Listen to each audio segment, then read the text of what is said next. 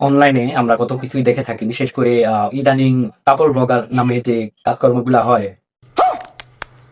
স্বামী স্ত্রী বা একটা ছেলে একটা মেয়ে কাজকর্মগুলা করে, মানে ব্যক্তিগত জীবন একটা ওপেন সোর্স প্ল্যাটফর্ম হয়ে গেছে। আমরা যখন বড় হই আগে সময় দেখছি যে বাড়িতে মেহমান আসলে মেয়েরা একটু ঢেকে রাখার চেষ্টা করতো, পর্দা করার চেষ্টা করতো। তো এখন জিনিসটা হইতে কি যে মানে বেডরুম খুলে সব দেখায়, ভিউ কামানো একটা ব্যবসা। মানে আপনি কন্টেন্টের যে প্যাটার্ন গুলা এগুলো যদি দেখেন যে বউ আজকে আমাকে কি রান্না করে খাওয়ালো, বাপরে বিরাট একটা ব্যাপার। এরপর বউয়ের সাথে বা স্বামীর সাথে আজকে ঝগড়া, শপিং মলে গিয়ে বউকে কি সারপ্রাইজ দিলাম। আরে বেটা, তুই ফিল্মিং করে মানে ক্যামেরা চালু রাখে তুই সারপ্রাইজ দেস? What bullshit man. আমাদের সমাজ, সংস্কৃতি এবং ধর্মের সাথে এই বিষয়গুলো তো যায় না। আচ্ছা, এটা বাদ দিলাম। মানে মানুষের ন্যূনতম একটা তো প্রাইভেসি বলে একটা কথা আছে রে ভাই। তো কাপল ব্লগিং এর নামে মানে ফ্যামিলি এক্সিবিশন চলতেছে নাকি?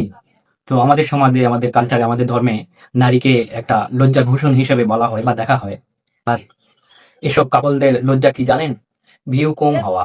তাদের কাছে বউ হচ্ছে একটা পণ্য, মানে তাদেরকে দেখাও, দেখে পয়সা তারা কামাই করবে আর মানুষ দেখুক, এটাই তারা চায় বেসিক্যালি।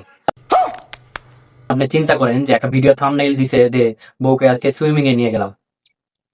তুই সুইমিং এ নিয়ে যাবি না কই যাবি, যা রে ভাই।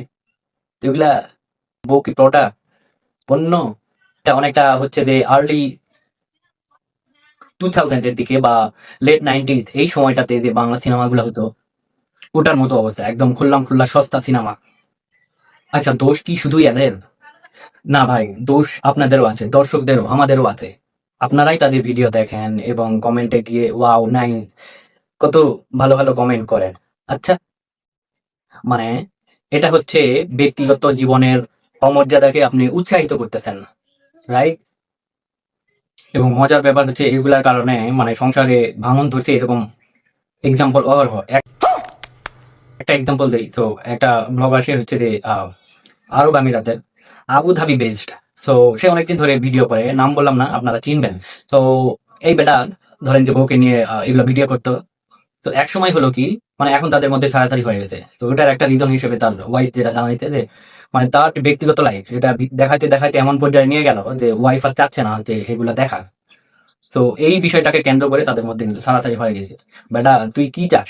তুই কি চাস বেডরুমে মানে সবকিছু দেখাইতে নাকি? তাইলে অন্য জায়গায় গিয়ে দেখা, এসব সোশ্যাল মিডিয়া নষ্ট করিস না। অন্য প্ল্যাটফর্ম আছে, ওয়েবসাইট আছে, ওখানে যায় দেখা। ভাই শোনেন, ব্যক্তিগত এইসব সম্পর্ক ইনবক্স এবং বেডরুমের মধ্যে সীমাবদ্ধ থাকা উচিত। এটা এটা নিউজ ফিডে এনে খোল্লাম খোল্লা দেখানোর কোনো বিষয় না।